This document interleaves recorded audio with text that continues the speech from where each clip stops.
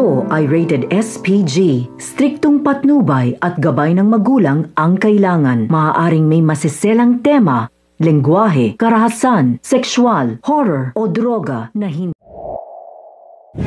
Nakakalain nga ni Zoe na si Annalyn na may kagagawa ng pagkakalat ng picture nito ay ginantihan niya nga itong si Annalyn. Subalit ito ngang si Lyndon ay nakokonsensya sa ginawa niya dito kay Zoe. Kaya naman itong si Zoe ay pinuntahan nga itong si Annalyn ng magpersonal siyang magsorry dito. Sa tulong nga ni Doc Lyndon at iba pang tumulong kay Annalyn ay nalinis na nga ang kanyang pangalan. Subalit ito ngang si Zoe ay hindi pa nga rin titigil sa masama niyang ginagawa dito kay Annalyn.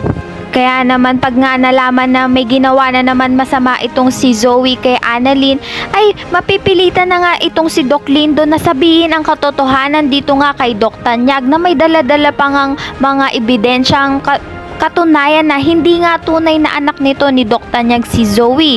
May tsansa nga pag hindi na nga nakapagtimpi nga itong si Doc Lyndon ay sabihin niya na nga lahat ng katotohanan dito kay Doc Tanyag. Ayan na nga ang pakakaabangan natin dito nga lang sa Abot Kamay na Pangarap.